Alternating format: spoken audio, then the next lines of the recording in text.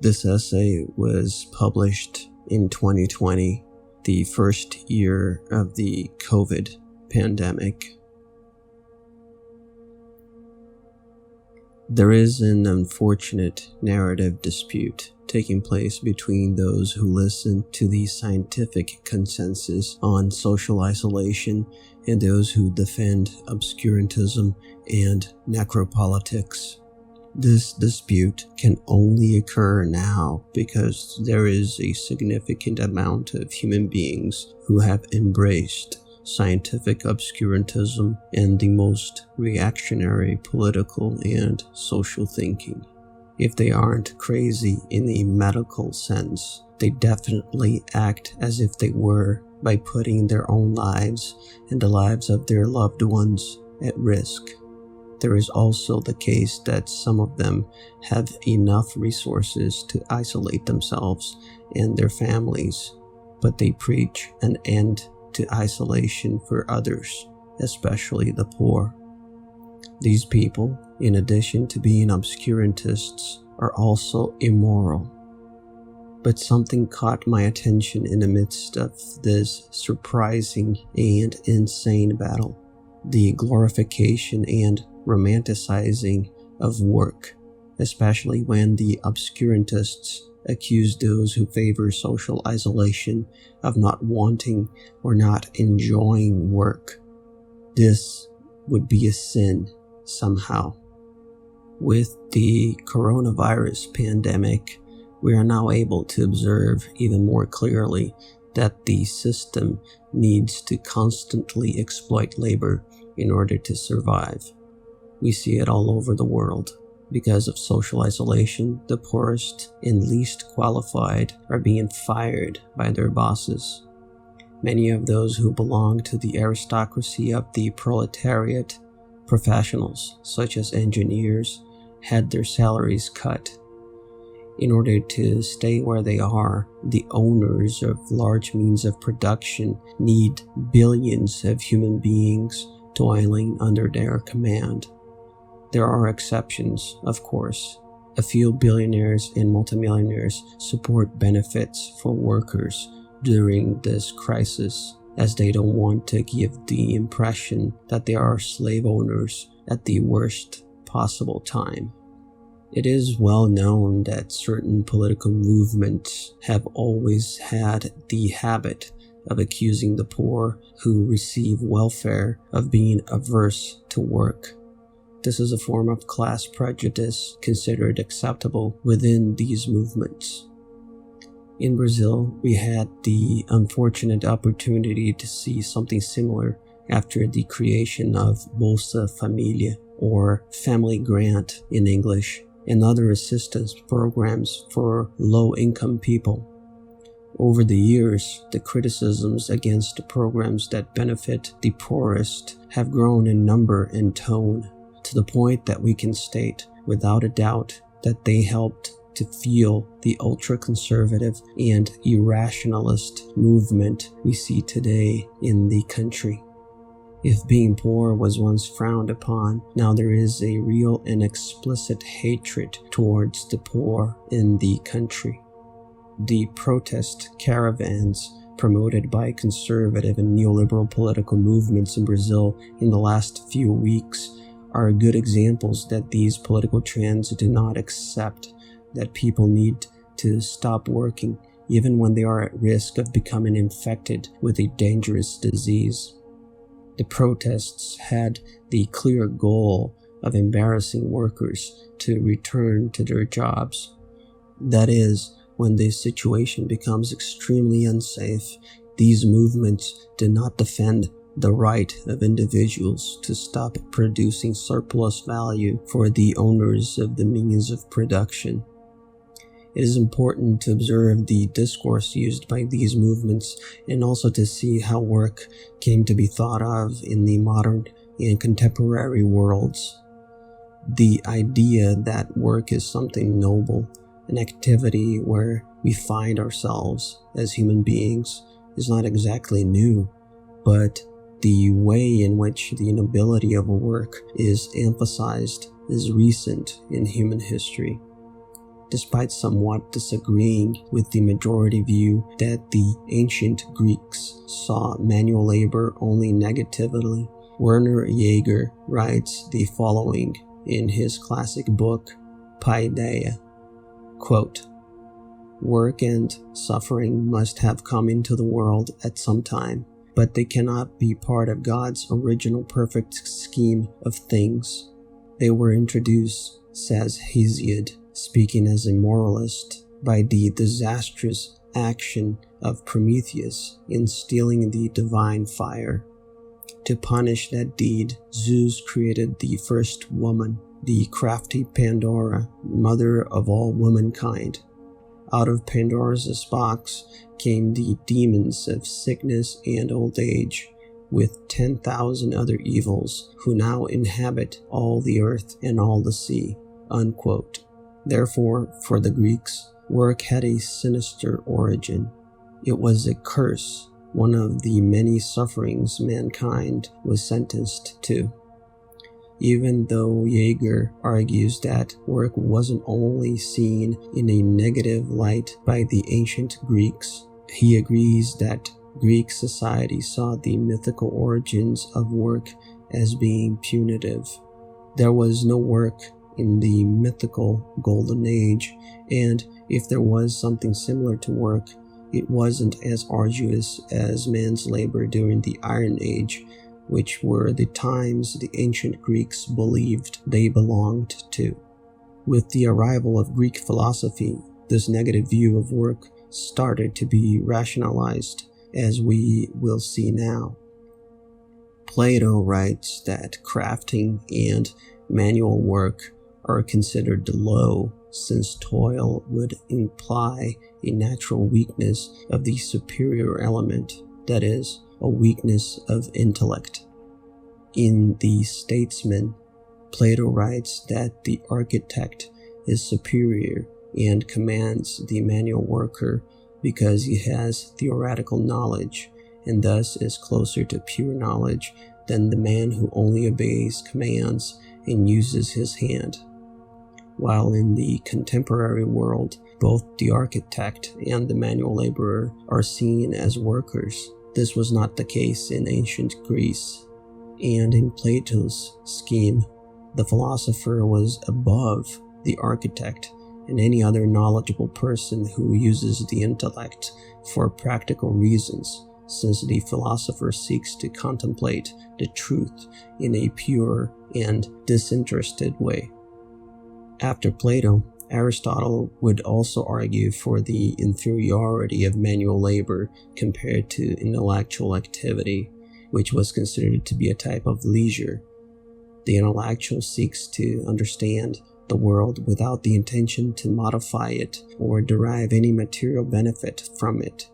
The word school itself derives from the word skole, which means idleness in Greek. The idea was that leisure is a time when we do not act with a practical purpose. Thinking and understanding nature and reality were not considered productive activities, materially speaking. In the book Politics, Aristotle equates manual laborers with instruments. Both those who work in the fields and those who work producing goods are instruments with a soul. They have the same function as domesticated animals and should not have the same status as men of means, the only ones he considered worthy of being free citizens. Quoting Aristotle, "But there needs to be ownership of property among them too, since it is necessary for citizens to have an ample supply, and these people are citizens. For the group of mechanical craftsmen does not take part in the city, nor does any other class whose craftsmanship is not directed at producing virtue. So those without whom a city cannot be organized, and how many of them are parts of the city, have been described. For farmers and artisans, and the whole class of menial workers are necessarily present in the cities, but it is the arms-bearing and deliberating groups that are part of the city. Each of these is separate, some permanently and others by turn." Unquote. Although Plato and Aristotle criticized several aspects common to Athenian city-state thought, and we should remember that the political model of the city-state went in decline with the rise of Alexander, Aristotle's pupil. The aristocratic and hierarchical thinking of both reflected the feelings that existed in that society, founded on slave labor and the exclusion of most inhabitants from political life. In Athenian democracy, only a minority of adult men had political rights, such as participating in the assembly and owning property, including land for cultivation. In fact, this was the reason why many metekas, foreigners, dedicated themselves to commerce and teaching rhetoric, as in the case of the sophists. With the advent of Christianity at the end of antiquity, Western thought continued to regard work as a curse. St. Augustine wrote in one of his sermons, quoting, "A hard condition is the life of the man. What else is it to be born but to enter on a life of toil? Of our toil that is to be, the infant's very cry is witness. From this cup of sorrow no one may be excused. The cup that Adam hath pledged must be drunk. We were made, it is true, by the hands of truth, but because of sin we were cast forth upon days of vanity." Unquote. This view lasted for more than 1,000 years. Earthly work supported only the body, but what mattered to the medieval man was the soul. It was only with the urban renaissance during the late Middle Ages that work began to be seen in other ways. And from the Renaissance and the Protestant Reformation, new positive conceptions of work began to emerge and compete for space with the old beliefs. People like Leonardo da Vinci and Michelangelo were sometimes well paid to perform work that made them happy. Protestantism brought about an even greater change for the idea of work. According to the Reformers, God is not only in the work done by priests and monks, but in any kind of worldly labor, as long as it did not involve the practice of sins, of course. In The Protestant Ethic and the Spirit of Capitalism, Max Weber writes, quote, "But at least one thing was unquestionably new, the valuation of the fulfillment of duty in worldly affairs as the highest form which the moral activity of the individual could assume." Unquote. Such positive notions of worldly works have only started to take hold in the last 500 years. These ideas became more secular as scientific and technological progress took shape, mainly from the end of the 18th century and forward. Events such as the independence of the United States and the French Revolution brought a glorification of the common man and his work activities. They started to be considered a way to achieve happiness. One of the most famous part of the United States Declaration of Independence states the following, quote, "We hold these truths to be self-evident, that all men are created equal, that they are endowed by their Creator with certain unalienable rights, that among these are life, liberty, and the pursuit of happiness." Unquote. The main historical reason cited for the 13 colonies to seek independence was precisely the constant and burdensome interference by the English metropolis when it came to the economic activities of the colonists, that is, English interference when it came to their work. John Locke had a great influence on the American Revolution, so it is easy to see how these values of liberalism contributed to the appreciation of the idea of work as something noble.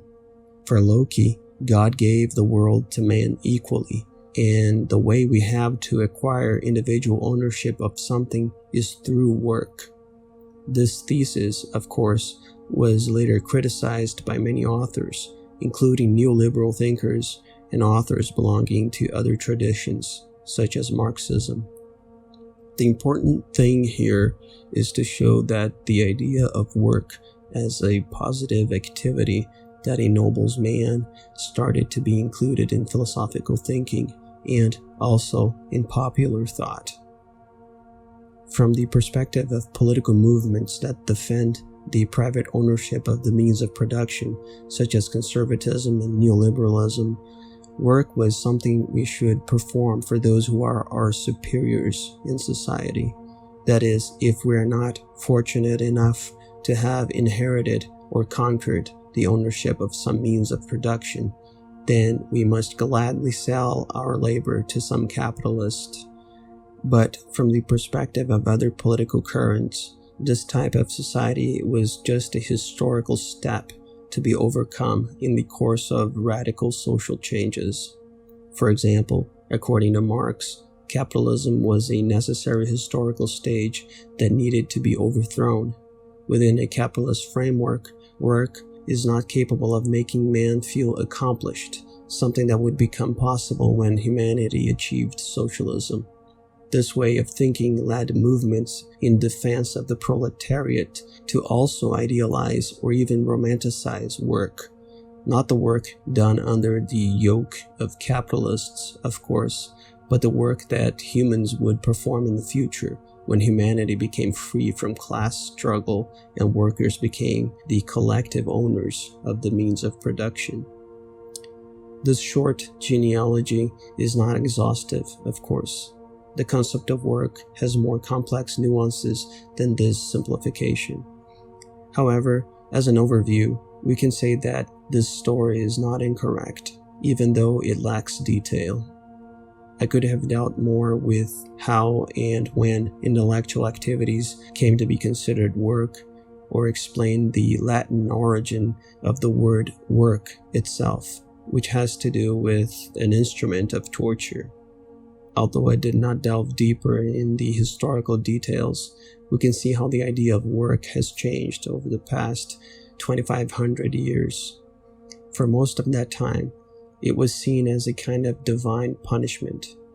It was only in the last 500 years that work began to be valued and gained an aura of nobility and dignity in popular imagination, even being the cause of ideological disputes between different political movements, each defending their vision of work as being the more dignified and noble one.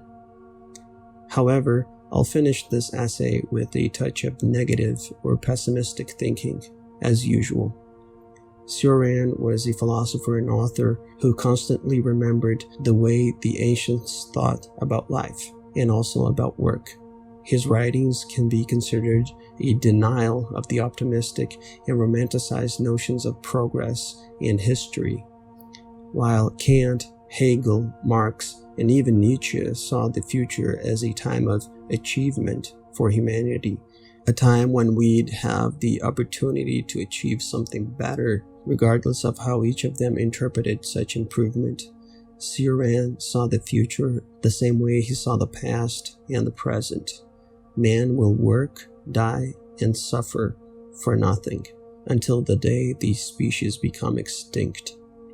At certain times, Cioran seems to praise reactionary thought, but such reading is problematic because in several passages, notably in works such as History and Utopia and A Short History of Decay, he makes severe criticisms of the capitalist world and any society that is built on top of exploitation.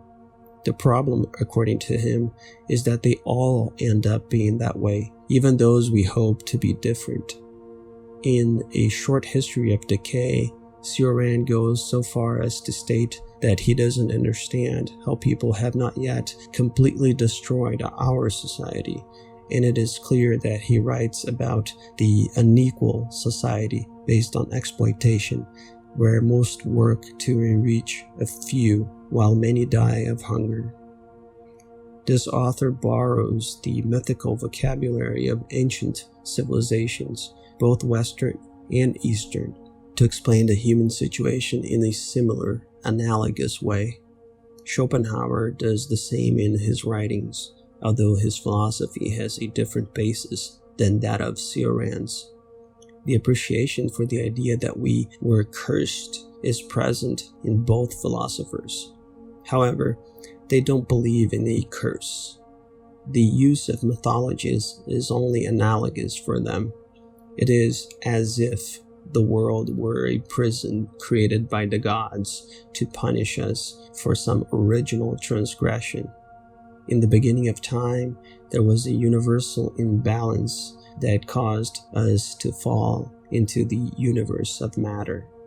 Because of this event, we are forced to toil through sweat and tears. Perhaps our reality is even worse, as in the case of the metaphysically skeptic Cioran. When we cut through the poetic and mystical language, we realize that he argued that nature, through its blind and random processes, ended up producing an animal that thinks and is conscious, an animal that needs to create illusions in order to survive. All mythologies and religions would be just that, illusions that we created to withstand the nothingness we really are.